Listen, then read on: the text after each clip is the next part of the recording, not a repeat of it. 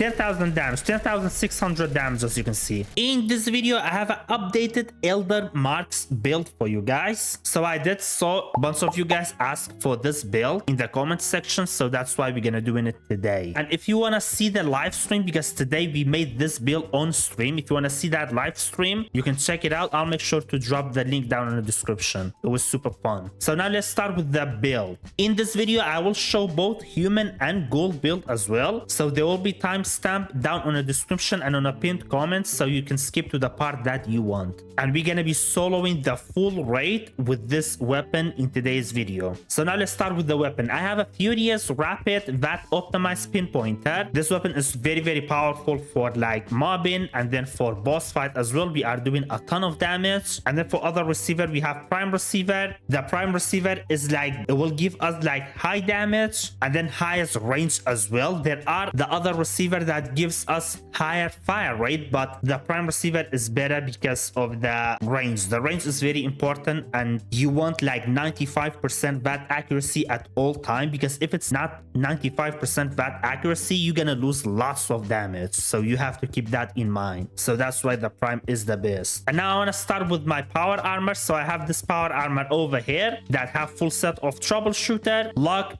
through hiker, and reflective. And before anybody said, I know I have like through hiker on my power armor. At the same time, I have the traveling pharmacy and through hiker perk card as well. But the reason I have those perk card, just in case like some people didn't have the 3-star through hiker, so you guys won't have like any trouble. So that's why I have both of them, because they won't stack. If you are wondering if they do stack or not, no, they don't stack. And then I have second power armor over here. So this power armor is for the snake fight, and then at the same time, this is a power armor that I use with infinite HP and AP build. But in this video, we're gonna be using it for the snake boss fight. We have like full set of limit breaking, and then this is union as well with the poison resistant. And then for the guardian and unclave epsilon part, we're gonna be using this power armor over here with the troubleshooter and the reflect. And for the serums, we have adrenaline, bird bone, eagle eye, egghead, herbivore, hard mentality, marsupial, scaly skin, and speed demon. And now for the perk point for the ghoul, this is the perk point for ghoul. We have 6 on strength, 15 on perception, 10 on endurance, 3 on charisma, 2 on intelligence, 10 on agility, and then 10 on luck. And then for my legendary perk card, we got follow through, take one for the team, intelligence, luck, agility, and strength. And now for the perk card, but first I want to say something. If you see on the perk point, for example, I got 6 on strength, but on the perk card I have 11 point on the perk card. That is because of the legendary perk card. The legendary perk card would give point over here as well. That is the reason. I just want to give that quick explanation for the new player that don't understand why I have more point over here. And then after that, we have like bullet storm, but I don't have the bringing the big gun because we cannot get like more than 10 stack. Really, I got 1 stack of blocker. It's not necessary. You can like switch it to barbarian or have blocker. So that first start, you can switch it. If you are like watching this in the future, this blocker has been like maybe nerfed, so in that case you can switch it to the barbarian perk card. Then after that, in perception, I got number cruncher, tormentor, tank killer, centered masochist, concentration fire, awareness, and then deal sealer. Now the deal sealer perk card only works if you have like strangler heart power armor that gives you the extra poison damage. If you don't have that power armor, you can just take this perk card off and you don't need it. And if you take this perk card off, you can just like use max start of concentration fire instead. We got some quality life perk card in endurance. We got strength in number, and then tenderizer. Strength in number is really good when you have like one player in a team, like beside yourself, one other player, and if they have same serum as yours, you will do 25% like stronger benefit. You get 25% stronger benefit from your serums. And then at the same time, if you have like at least one other player on your team, taking one for the team will work as well, and your damage will be higher. I will show you guys the difference between the damage later when I'm in a team and then not in a team, so you guys know like what will be the damage difference. And then after that, I have Covert Operative, and then I got Mr. Sandman as well, because we can have Silencer on the Elder's Mark, and the Elder's Mark is very powerful on stealth, like it's crazy. And then at the same time, you can even have follow through as well, which we have. Then I got Beta Critical, Critical Savvy, Ricochet, we got Wild West Hand, and that's gonna be everything for the Ghoul build. And now I know you guys always like ask what consumable works with the build. So for Bubblehead, you can use small bolt gun. For magazine, you have multiple choices. You can use like leave and love too, or you can use like any critical for like ballistic weapon. So any of those magazine will work. And then after that, you have the black eye Susan T, and then you got like overdrive or psycho buff, and you got sunset sarsaparilla, ballistic bulk, and then most importantly blight soup. This is like the most powerful one and is the easiest one to craft. So those are the options that you have for consumable. You don't need any of them, to be honest. You don't need any consumable. This build is like very strong, but if you want to do like some more damage and kill the bosses even faster, you can just like use the blight soup. All right guys, so now I'm gonna do the guardian fight, but make sure you are in a team, because when you are in a team, you're gonna do like more damage. I'm gonna show you the difference later, and it's really not hard. Even if you don't have friends, just like open your map, hit social, and there should be like lots of team over here. You can just join a random one. They don't have to be like your friend, you don't have to know them, and they don't have to even come inside the raid. As you can see right now, this team is not even mine. It was a complete random team I joined, and none of them is like inside the raid with me. I'm gonna get the extra damage and the benefit of the perk card that requires people in the team. So now let's just start the boss fight. I'm gonna start the boss fight and go over here. Once the shield is down, I'm just gonna take some like slime cake and start hitting the guardian. You don't even need to like VAT. If you VAT, you're gonna do more damage, but only aiming, you're gonna destroy like the bosses. You don't even need to VAT if you don't like that. So let's just survive over here. We are destroying the guardian shield very fast. Shield is almost down. Once it's down, I'm gonna take my slime cake. Now it's down. I'm gonna take all of the slime cake. I'll crouch and start hitting the guardian, and we are doing 10,000 damage, 10,600 damage, as you can see, 10,700 damage, 10,790 damage, like almost 10,800 damage. That's a lot of damage. Okay guys, now we're gonna do the Enclave Epsilon part. So I'm gonna take down A, then B, and then C, and when I'm coming out, we can take down Bloodhound. If he was not around, we're gonna take down Lynx instead, and we gotta do it in order like that and very fast, because the repair bot, they are repairing like super fast now. So let's get started. Gonna destroy A. It's gone. I'm gonna go to B. B, it's gone. I'm gonna go to C, and Lynx is coming out. C's gone. I can see Bloodhound.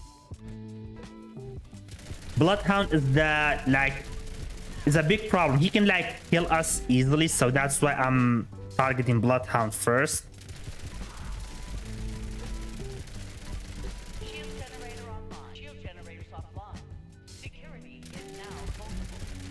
Bloodhound is down. Now Lynx. This little bot is kind of like good to boost our damage if you are lacking damage as well.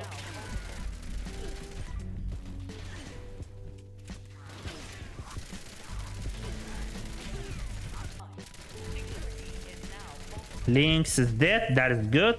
Only Bloodhound left. And now Vulture is dead as well, and there we go. We soloed this part as well, just like that. And then I can show you guys this part as well. So you just want to break like this crystal and then lower this like one-shot mole miner to this path.